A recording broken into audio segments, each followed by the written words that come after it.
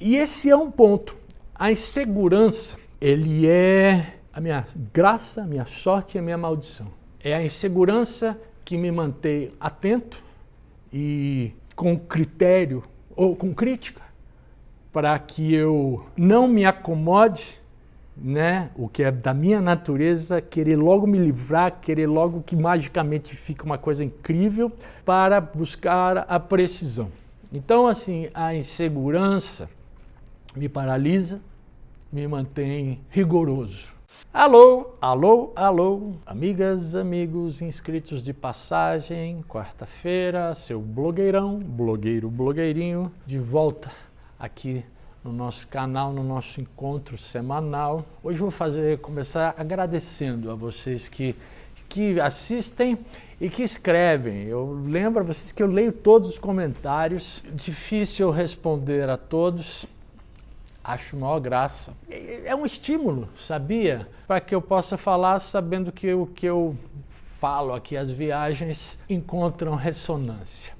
E hoje, o vídeo de hoje nem sei se é uma viagem, é um desafio para eu falar sobre a minha relação com a minha própria linguagem, né, do meu trabalho, as inseguranças, o processo de construção e consolidação dela. Vou começar dizendo que o que eu considero que seja o meu ofício e, de fato, aquilo aonde eu me dedico a aplicar o meu pensamento e minha linguagem é a música.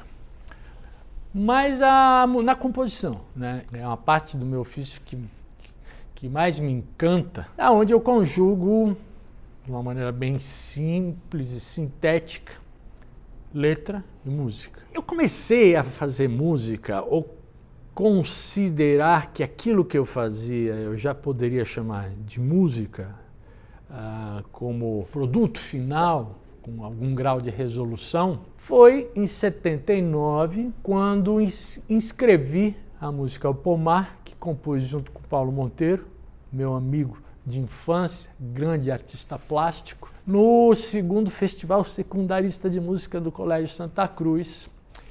Música essa que inscrevemos, fomos, digamos, escolhidos, né? E ganhei o festival. Ou seja, a ideia de música, para mim, se concretizou conjuntamente com a apresentação, a publicação e a comunicação. Digo isso, evidentemente, claro, reforçado pelo fato de ter vencido o festival, apenas porque compreendi que a música tinha comunicado, tocado, afetado, impactado as pessoas, agradado as pessoas. E mesmo imperceptivelmente, mas irresistivelmente, eu passei a buscar e entender ou tatear aonde se dava a comunicação. Acho que há dois extremos. Talvez o ponto de partida fundamental seja que a música consiga, através da sua composição, né, do seu processo e fundamentalmente naquilo que eu chamo de resolução, ou seja, quando acredito que ela encontrou êxito ou forma final, essencialmente como expressão de uma ideia, né, encontrando as palavras, no caso como música, em conjunção, em consonância com a melodia, para algum propósito. E o propósito inicial e fundamental é que me agrade. E o que significa isso? Agradar. Em primeiro lugar, que ela traga algum grau de esclarecimento ou de precisão naquilo que é o seu tema, a sua busca, o seu motivo.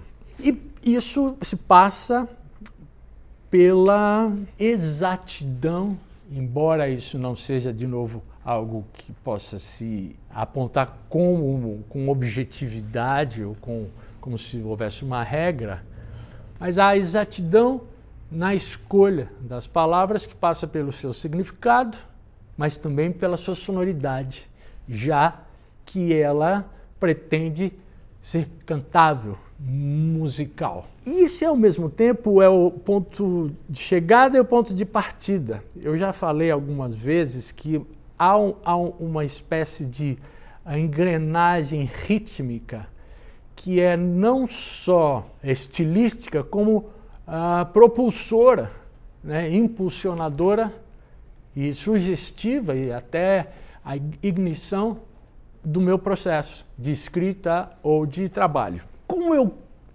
acumulei ou juntei ou escolhi o estilo, a maneira, aquilo que me agrada e que passou a ser a minha voz. Cabe aqui dizer que isso não é uma coisa estática nem que fique pronta. Ela não só é dinâmica, como ela tem justamente que acompanhar sua própria transformação. E ele só acompanha com o tempo e vai ao longo de toda a sua vida e, consequentemente, da sua idade. Digo isso porque eu comecei a escrever muito cedo, mas eu me lembro que na minha casa tinha uma máquina de escrever. Com 9 anos, 10, porque eu me mudei para a segunda casa no Butantã com 11. E já escrevia muito na primeira casa que eu morava, produzindo textos. Eu achava que eu escrevia livros. Tenho um primeiro livro que eu fiz, eu coloco essas aspas ridículas gestuais, porque com 8 anos eu tinha uma ideia de que algo que era um livro de algo que hoje eu acho que era apenas um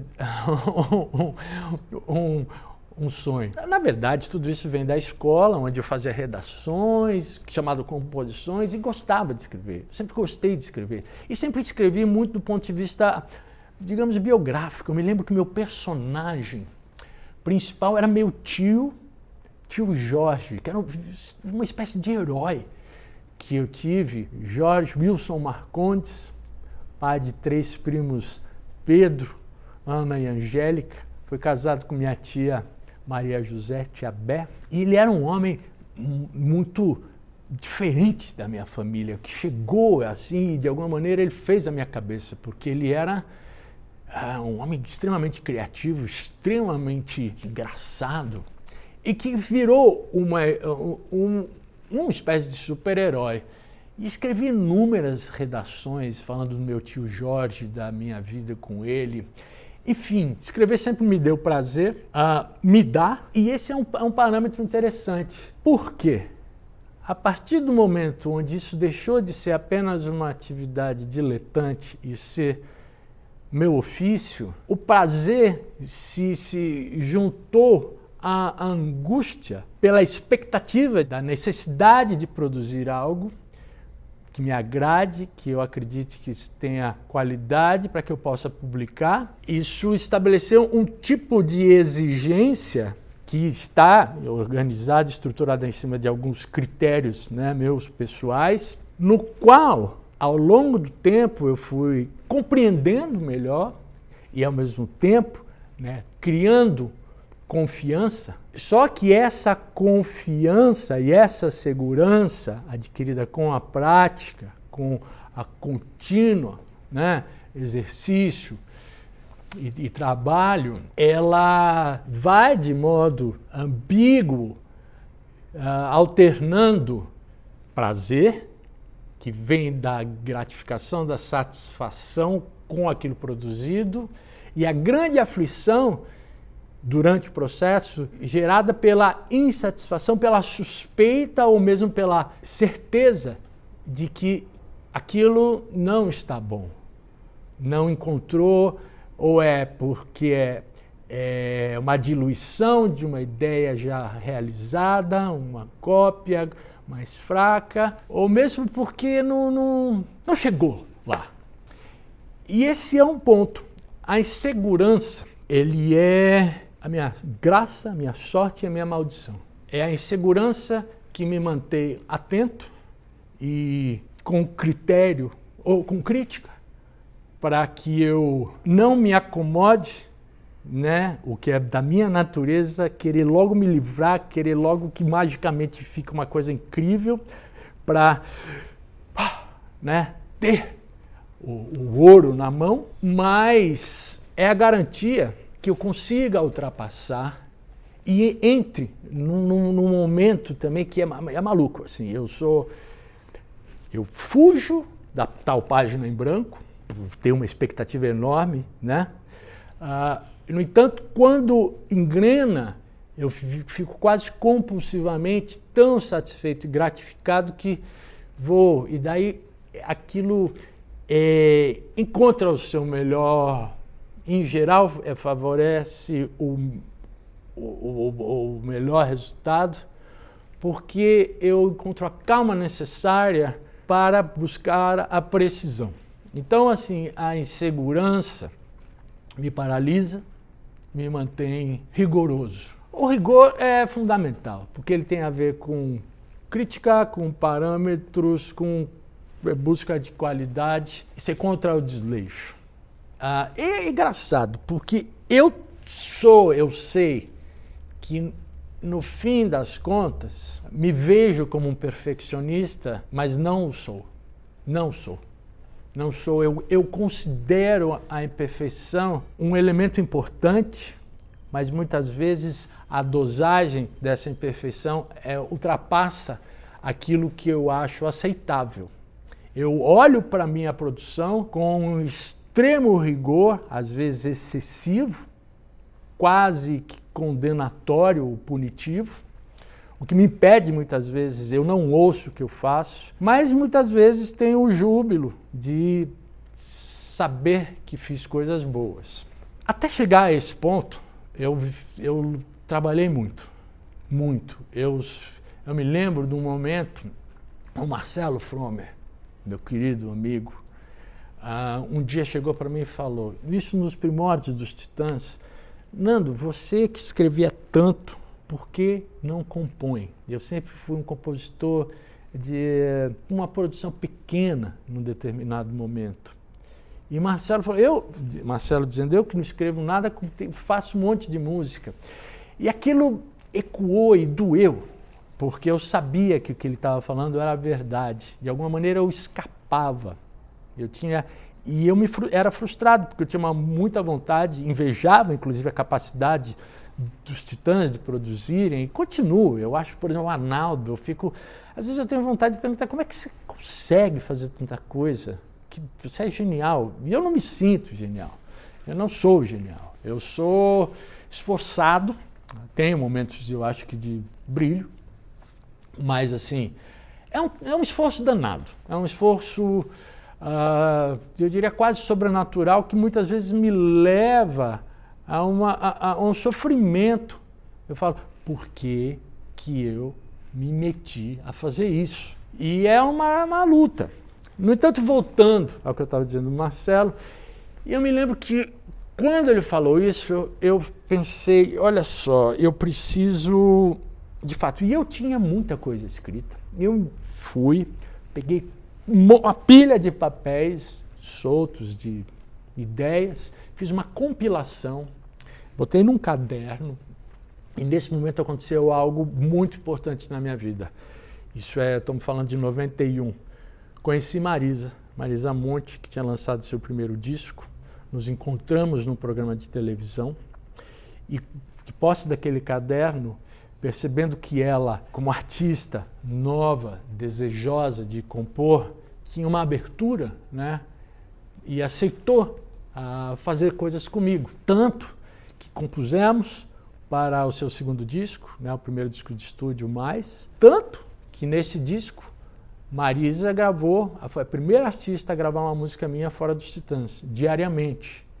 E diariamente é um marco na minha vida, porque a partir dela, da beleza da canção, que constatei e me assegurei a partir da magistral gravação e interpretação, mas já sabia, não apenas como suspeição, mas como íntima a certeza de que tinha feito uma coisa bela.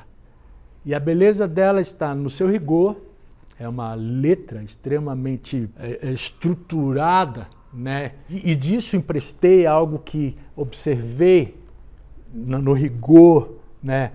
Quase que da da escrita do Arnaldo, transportei para a minha a própria maneira, né? E ela é uma estrutura para calar a boca, ri-se nu, para lavar a roupa, homo, e assim sucessivamente, acho que são 16 ou 18 blocos. Originalmente era uma listagem gigante. Eu havia escrito, né, feito essa lista de uma maneira, com uma lista mesmo, dezenas de associações, frases associativas com essa estrutura para... Tá, 2 pontos, isso.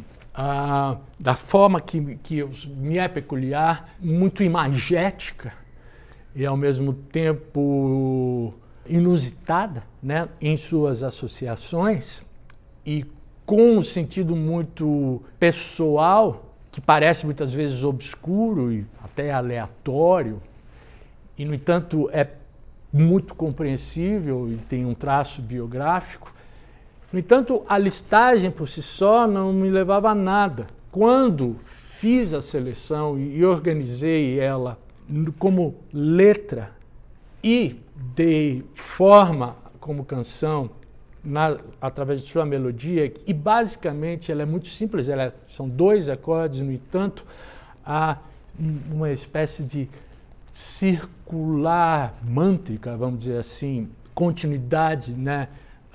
Como se fosse uma corrente, assim, na sua melodia, que contém ali a minha propensão ao modelo binário, e dessa forma ela virou uma canção, com uma conclusão, poder ser apenas uma lista, para você o que você gosta diariamente, que é justamente a tese, vamos dizer assim, daquilo, o propósito da canção.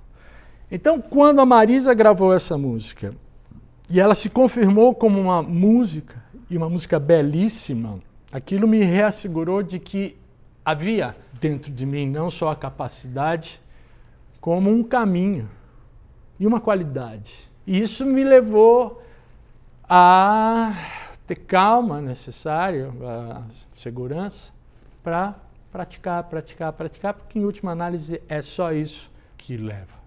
O trabalho é esse. Houve algum momento, se você puder elencar, ou específico, tanto dentro de Titãs quanto da sua carreira própria, que as pessoas ao seu redor estranharam a sua proposição artística, a sua concepção da época? E assim, exemplo, eu vou dar um exemplo, mas pode elencar vários, né? Eu estou dizendo, transição de Titanomaquia domingo, por exemplo.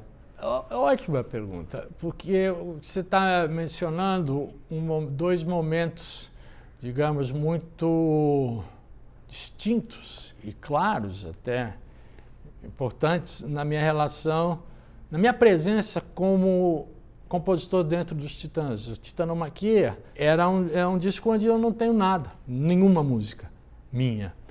E nem mesmo como cantor, nem mesmo como baixista, nem como cantor, porque tudo que eu fazia, os meus colegas não gostavam, não era isso que eles queriam.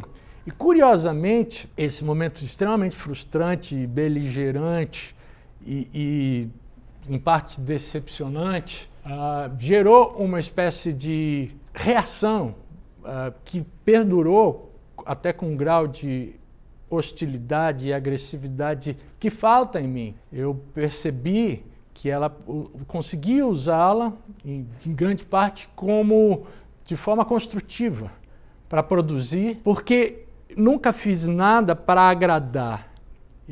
Pelo contrário, eu dizia, nós estamos em desacordo e vocês estão perdendo algo que é enriquecedor para aquilo que eu julgo ser a linguagem, a combinação da originalidade dos Titãs, que é multiforme. No entanto, os Titãs perseguiam um rigor e especialmente uma coesão, na verdade, de linguagem uníssona, né? Eles queriam que eu tocasse o riff e eu sempre fiz baixo, as linhas de baixo, digamos, em contraponto. E eu fiz, né, porque não me restava fazer, né? Aquela discordância não alimentou minha insegurança, pelo contrário, ela me gerou raiva, que foi estimulante para que eu produzisse e fosse procurar outro caminho. E o caminho foi esse: fazer meu disco solo, compor com outras pessoas e dar para outras pessoas gravarem minhas músicas.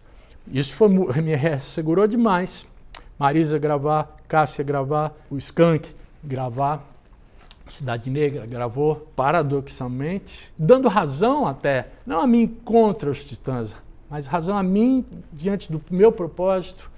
Essas músicas encontraram um lugar adequado, sonoridade adequada e fizeram muito sucesso. A tal ponto que a trajetória dos Titãs, de alguma maneira, não vou afirmar isso, porque isso é insondável, mas eu suspeito de que esse sucesso tenha levado os Titãs a quererem redirecionar a sua sonoridade, tanto que Domingo é um disco que voltou a poder falar de amor, tem violão, coisas que estavam presentes na minha música e que tinham sido banidas depois no Titanomaquia. Mas isso deixou uma marca que foi constante e criou uma fricção entre meus amigos. Essa fricção foi um combustível, digamos, inflamável para um período de produção intensa meu como compositor, que foi 98, 99. Ela culminou na minha própria separação, mais à frente, em 2002, né? Por outras razões que não cabem aqui, mas aonde eu tinha uma segurança que estava apoiada, né? E municiada pela quantidade enorme de canções que eu tinha para me lançar uma carreira solo. Mas na minha própria carreira solo, há uma coisa engraçada. Eu me lembro quando eu lancei a Letra A, que para muitos é tido como o meu melhor disco e tudo mais. Mas o Maurício Barros, querido amigo, tecladista do Barão Vermelho, quando ouviu o disco falou: mas por que você não editou essas músicas? Se eu estivesse produzindo, eu teria feito elas mais curtas. Especialmente falando de Hoje Mesmo.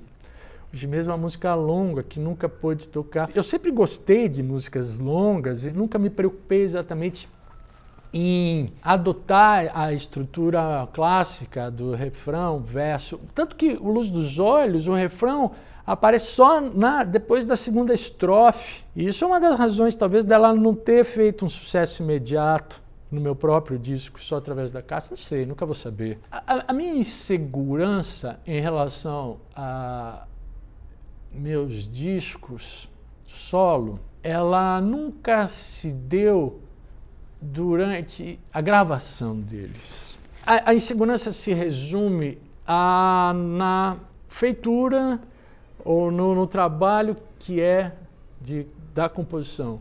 Quando eu tenho as músicas e junto elas, escolho para fazer um disco, de alguma maneira ali eu tenho muita certeza do que quero, mesmo sem saber exatamente o que será, mas essa é uma busca deliciosa.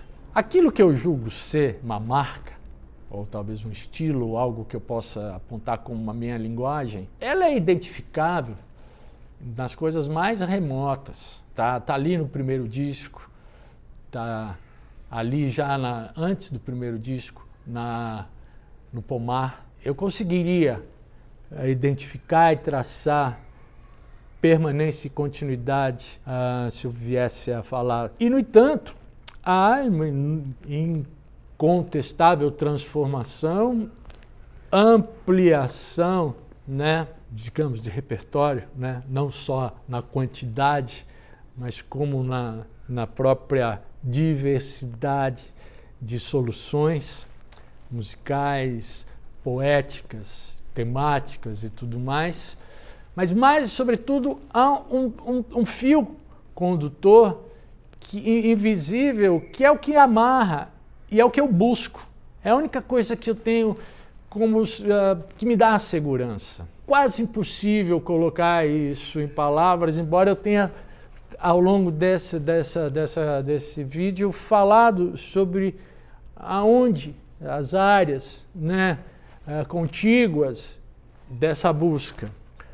Mas eu sei, é algo que eu sei, antes de qualquer um, e a única coisa que me faz dizer está pronto é atingir esse lugar, essa espécie de equilíbrio que tem, na verdade, uma tensão entre a sugestão e a resolução, que para mim é a força de toda a obra de arte, que é aquilo que, em geral, me interessa, me prende a atenção, me envolve e que, por suposto, deve gerar isso nas outras pessoas. Não há nenhum outro parâmetro que eu possa ter e que eu acredite que não seja o que aquilo que eu faço faz comigo. Só a partir disso, no auge da intimidade, da individualidade, eu creio que possa haver alguma possibilidade de universalidade